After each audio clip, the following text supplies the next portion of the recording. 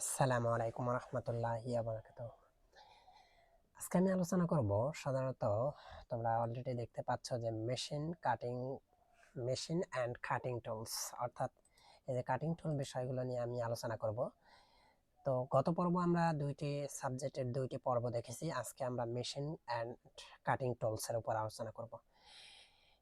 Tools materials হিসেবে আমরা ব্যবহার করি কোনটা, নিচের কোনটা আমরা টুলস ম্যাটেরিয়াল হিসেবে ব্যবহার করি? আচ্ছা, কোনটা আমরা ব্যবহার করে থাকি বলো তো? একটা হচ্ছে, আচ্ছা আমি একটু এটাকে বড় করব।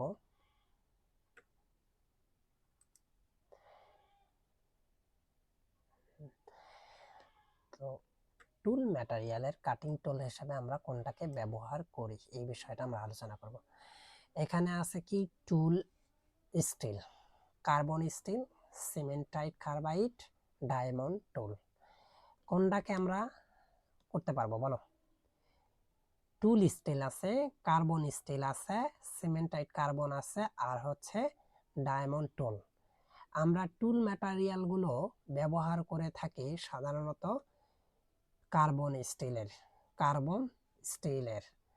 তো কার্বন স্টিলের টুলগুলো শক্তিশালী হয়।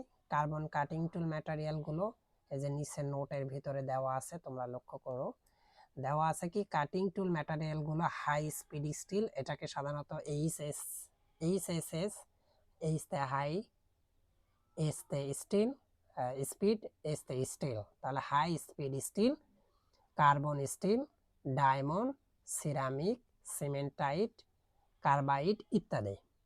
এগুলোর মধ্যে হাই স্পিড স্টিল এবং কার্বন স্টিল সবচেয়ে বেশি ব্যবহৃত হয়। কাটিং টুলের থার্মাল কন্ডাক্টিভিটি বেশি থাকে।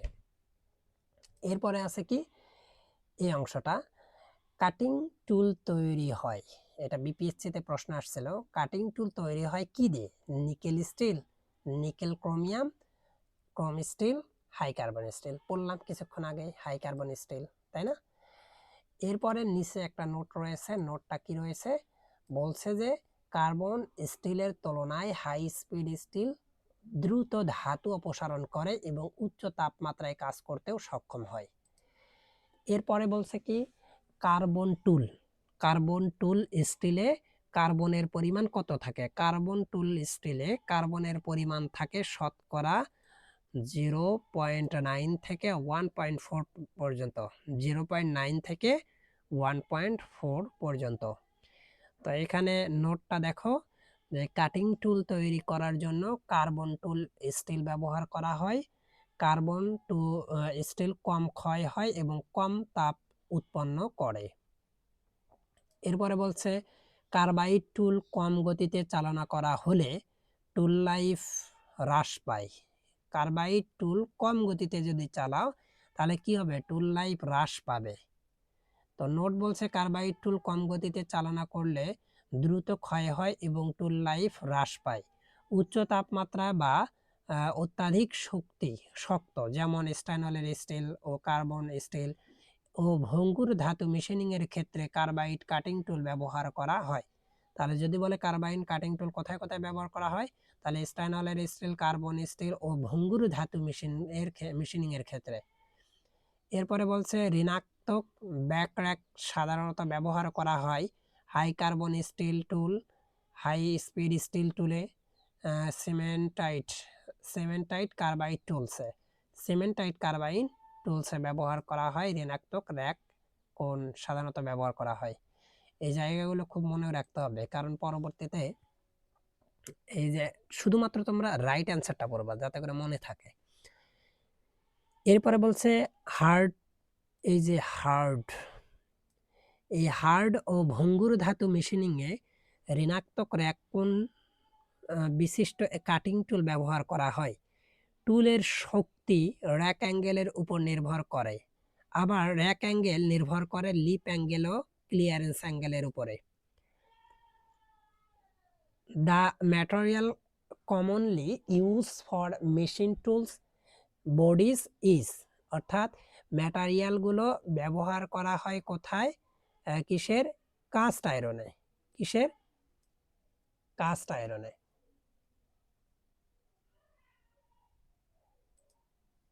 কাস্ট আয়রনের শক ও কম্প্রেশন সহন ক্ষমতা বেশি, তাই কাটিং টুলের বাড়ি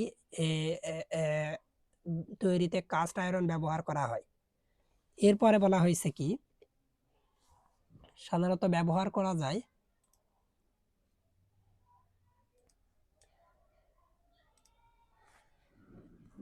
এরপরে আমরা দেখব হচ্ছে টুইস্ট ড্রিল একটি কি?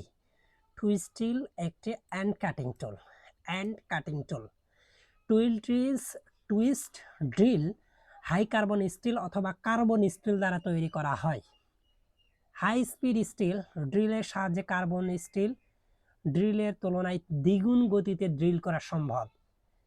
ট্যাপ, ডাই এবং ড্রিলের 1%-এর অধিক পরিমাণ কার্বন বিদ্যমান থাকে। এই জিনিসগুলো দেখতে হবে। টুইস্ট ড্রিল একটি অ্যান্ড কাটিং টুল। কি tool? End cutting tool. Twist drill high speed স্টিলের তৈরি। তারপরে হচ্ছে হাই স্পিড স্টিল ড্রিলের সাহায্যে কার্বন ড্রিলের তুলনায় দ্বিগুণ গতিতে কাজ করে। কার্বনের তুলনায় হাই স্পিড স্টিল দ্বিগুণ কাজ করে। আর হচ্ছে ট্যাপ, ডাই এবং ড্রিলের 1% অধিক পরিমাণ কার্বন বিদ্যমান থাকে। ড্রিল মেশিন কর্তৃক নিচের কোন অপারেশনটি সম্পন্ন করা হয়? ড্রিল মেশিন কর্তৃক নিচের কোন অপারেশনটি সম্পন্ন করা হয়? স্পট ফেসিং, তারপরে হচ্ছে রিমিং, বোরিং, সবগুলো করা হয় ড্রিল মেশিনের সাহায্যে। ড্রিল মেশিন দিয়ে যে সকল অপারেশন করা সম্ভব তা হলো drilling operation, rhyming operation, boring operation, counter boring operation, তারপর হচ্ছে counter sinking operation, spot facing operation, tapping operation, lapping operation, grinding operation, tree paining operation ইত্যাদি। তো ড্রিল মেশিন দিয়ে যে সকল অপারেশন করা যায় drilling, reaming, boring, counter boring, counter sinking, spot facing, tapping, lapping, grinding, tripping ইত্যাদি। Straight ফ্লুইডের drill rake angle শূন্য হয়। কি হয়? র্যাক অ্যাঙ্গেল শূন্য হয়। ড্রিল অপারেশনের ডেপথ অফ কাট ড্রিল বিটের ব্যাসের অর্ধেক হয়। কি হয়? Drill operation depth of cut drill বিটের ব্যাসের অর্ধেক হয়। এরপরে বলা হয়েছে ড্রিলিং কোন ধরনের কাটিং এর উদাহরণ দাও? ড্রিলিং কোন ধরনের কাটিং এর উদাহরণ দাও? একটা হচ্ছে কি এটা হচ্ছে অর্থোগোনাল আছে, সিম্পল কাটিং, অবলিক কাটিং। তাহলে ড্রিলিং কোন ধরনের কাটিং এর উদাহরণ? অবলিক কাটিং এর উদাহরণ। অবলিক কাটিং এর উদাহরণ। ড্রিলিং অবলিক কাটিং এর উদাহরণ। অবলিক কাটিং কোনগুলো? অবলিক কাটিংকে 3D কাটিংও বলা হয়। Drilling, milling, rhyming, turning, grinding, industrial cutting ইত্যাদি অবলিক কাটিং এর উদাহরণ। Shaping, straight milling, pipe cutting, slot proving ইত্যাদি অর্থোগোনাল কাটিং এর উদাহরণ। ড্রিল মেশিনে শেয়ারিং এবং এক্সট্রুশন প্রক্রিয়ায় ধাতু অপসারণ করা হয়। তাহলে এখানে খুব ভালো করে মনে রাখতে হবে অবলিক কাটিং 3D কাটিং বলা হয়। একে 3D কাটিংও বলা হয়। 3D কাটিং কাকে বলে? অবলিক কাটিং বলা হয়। অবলিক কাটিং কাকে বলে? ড্রিলিং একটি উদাহরণ। হ্যাঁ, ড্রিলিং এর একটা উদাহরণ। ড্রিলিং এর ড্রিলিং এর হেলিক্স অ্যাঙ্গেল সাধারণত কত থাকে? এর হেলিক্স অ্যাঙ্গেল সাধারণত 30 ডিগ্রি থাকে। 30 ডিগ্রি। লেদ মেশিনের টুল পোস্ট এর নোটগুলো দেখো। লেদ মেশিনের টুল পোস্টে কাটিং টুল সংযুক্ত থাকে। ড্রিল মেশিনে কাটিং টুল বা ড্রিল বিট ড্রিল চাকে সংযুক্ত থাকে। লেদ মেশিনের টুল পোস্টে কাটিং টুল থাকে। কোথায় থাকে? টুল পোস্টে থাকে। আর ড্রিল মেশিনের কাটিং টুল সাধারণত ড্রিল চাকে থাকে। শেপার মেশিনে কাটিং টুল সাধারণত হোল্ডারে সংযুক্ত থাকে। এরপরে স্লিপ থেকে ড্রিল বিটকে খোলার জন্য যে টুল ব্যবহার করা হয় তার নাম হচ্ছে ড্রিলিং ড্রিফট। এই হচ্ছে অবস্থা। এর পরেরটা হচ্ছে কোন ধাতব বস্তুর উপরের তল ছিদ্র করাকে ড্যাশ বলে? কোন ধাতব বস্তুর উপরের তল ছিদ্র করাকে বলা হয় ড্রিলিং। জবের উপরে মেশিনিং করে এর ব্যাস কমানোকে টার্নিং বলা হয়। দুই প্রান্তের ব্যাস ভিন্ন করা হলে তাকে কি বলা হয়? তারপরে সিলিন্ড্রিক্যাল জবের উপরে খাস কাটাকে নার্লিং বলা হয়। সিলিন্ড্রিক্যাল কোনো জবের উপরে যদি খাস কাটা হয় তাকে বলা হয় নার্লিং। বস্তুর শেষ প্রান্ত হতে ধাতু অপসারণ করে সমতল ও মসৃণ করাকে বলা হয় ফেসিং। দুই প্রান্তের ব্যাস ভিন্ন করা হলে তাকে বলা হয় টেপার টার্নিং। জবের উপরে মেশিনিং করা এর ব্যাস কমানোকে বলা হয় টার্নিং। টার্নিং কাকে বলে? জবের উপরে মেশিনিং করাকে বলা হয় ব্যাস কমানোকে টার্নিং বলা হয়। দুই প্রান্তের ব্যাস কমানো এটাকেও টেপার টার্নিং বলা হয়। শেষ প্রান্ত হতে ধাতু অপসারণকে ফেসিং বলা হয়। সিলিন্ড্রিক্যাল জবের উপরে খাস কাটাকে নার্লিং বলা হয়। এরপরে বলা হয়েছে লেথ সেন্টার প্রধানত কত প্রকার? লেথ সেন্টার প্রধানত দুই প্রকার। লাইভ সেন্টার কাটিং টুলের সাথে ঘুরে কিন্তু ডেড সেন্টার একটি নির্দিষ্ট জায়গায় স্থির থাকে। লেদ মেশিন কি কি অ্যাক্সেসরিজ ব্যবহার করা হয়? লেদ মেশিনে সাধারণত লাইভ সেন্টার, ডেড সেন্টার, চাক এগুলো সবগুলো একসঙ্গে ব্যবহার করা হয়, তাকে লেদ মেশিন বলা হয়। লেদ মেশিনের accessory live centre, dead centre, চাক এগুলো আমাদের বইয়ে চিত্র সহকারে দেওয়া আছে, তোমরা বইয়ে পড়ে নিবে। এরপরে বলা হয়েছে লেদ মেশিনে আরও কয়েকটি অ্যাক্সেসরিজ ব্যবহার করা হয়, সেগুলো হচ্ছে ক্যারেজ, তারপরে হচ্ছে ড্রিল, তারপরে হচ্ছে প্লেট, তারপরে face plate, carriage, drive plate, face plate, mandrel, steady rest, forward rest এগুলো হচ্ছে লেদ মেশিনে ব্যবহার করা হয়। এরপরে বলা হয়েছে লেদের কোন চাকটি ছোট ব্যাস ধরার কাজে ব্যবহার করা হয়? লেদের কোন চাকটি ছোট্ট ব্যাস, খুবই ছোট ব্যাস ধরার কাজে ব্যবহার করা হয়? সেটা হচ্ছে কোলেট। সারফেস গ্রাউন্ডার জবকে ধরে রাখার জন্য ম্যাগনেটিক চাক ব্যবহার করা হয়। ভারী ও অনিয়ম আকৃতির জব ধরার জন্য সাধারণত 4 জ ইন্ডিপেন্ডেন্ট চাক ব্যবহার করা হয়। লেদ মেশিনে ইউনিভার্সাল চাক জ কয়টি থাকে?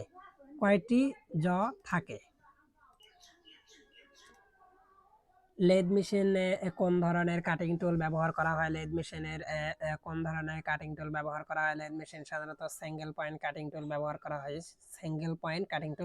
করা হয়।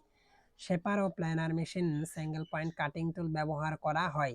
এছাড়াও টার্নিং, স্লটিং, বোর্ডিং ইত্যাদি operation single point cutting tool ব্যবহার করা হয়ে থাকে।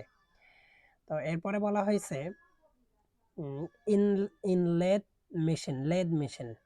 লেদ মেশিনে কি থাকে? জব রোটেট এবং কাটার মুভ থাকে।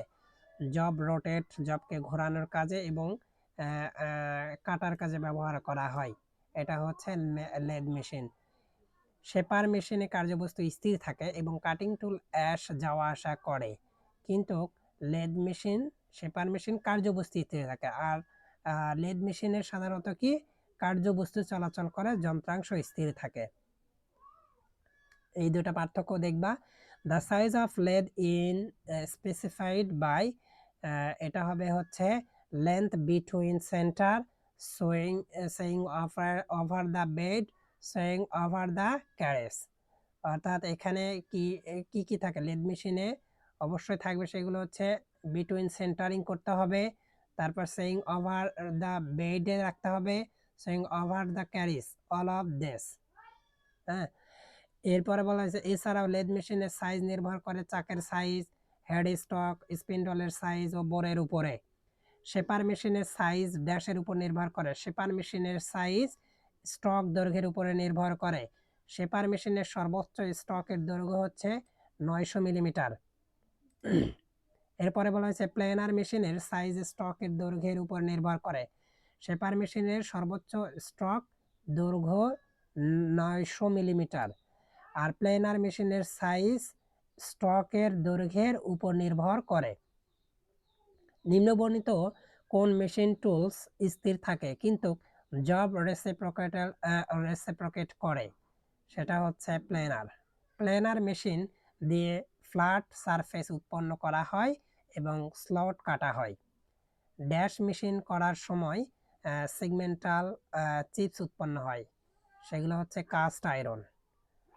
ডাকটাইল বা নমনীয় ধাতু কম গতিতে মেশিনিং করার সময় বিল্ট আপ চিপস উৎপন্ন হয়।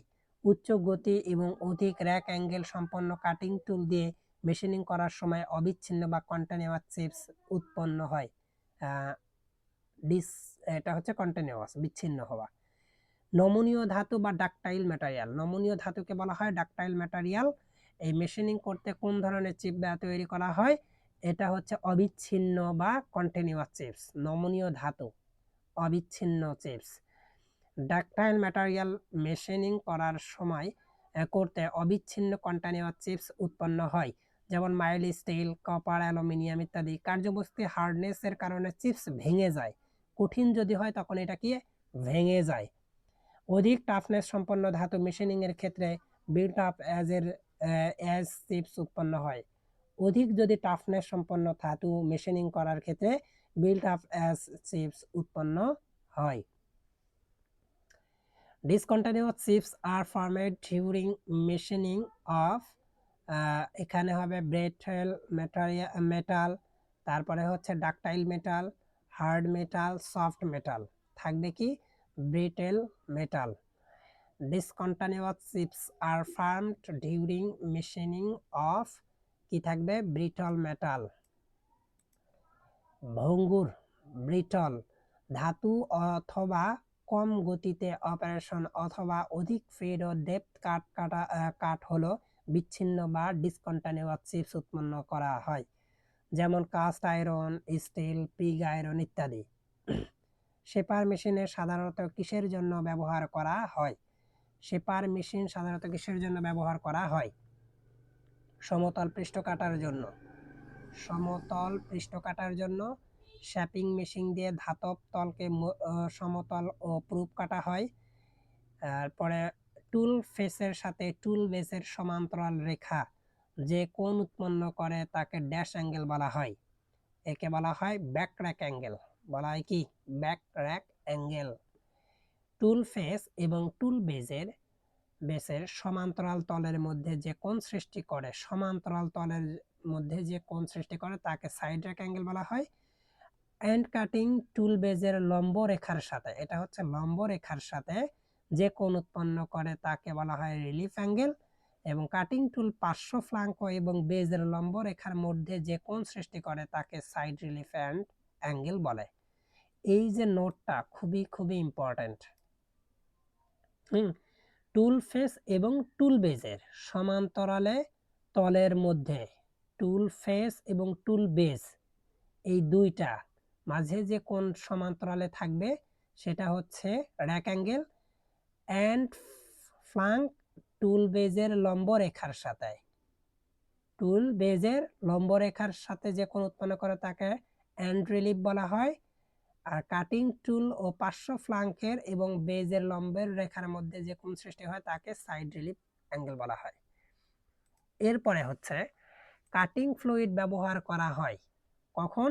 কাটিং টুলকে ঠান্ডা করার জন্য, তলের মসৃণতা বৃদ্ধি করার জন্য, কার্যবস্তু ঠান্ডা করার জন্য। কয়েকটি কাটিং ফ্লুইড হলো এয়ারসল, বাতাস, পানি, চর্বি, সিনথেটিক ওয়েল ইত্যাদি। কাটিং ফ্লুইডের ভিসকোসিটি কম হওয়া উচিত। কাটিং ফ্লুইড হিসেবে সলুবল ওয়েল বেশি ব্যবহার করা হয়। ঢালাই লোহা মেশিনিং করার সময় নিম্নলিখিত লুব্রিকেট ব্যবহার করা হয়। এগুলো হচ্ছে কি kerosene, mineral well, soda water, সবগুলোই। ঢালাই লোহা মেশিনিং করার সময় যে সকল লুব্রিকেটগুলো ব্যবহার করা হয় সেটা হলো kerosene, mineral well, soda water, সবগুলোই। কোনো কিছুই নয়, এগুলো কোনো কিছুই হবে না, কারণ ঢালাই লোহা মেশিনিং করার সময় এগুলো একটা ব্যবহার করা হয় না।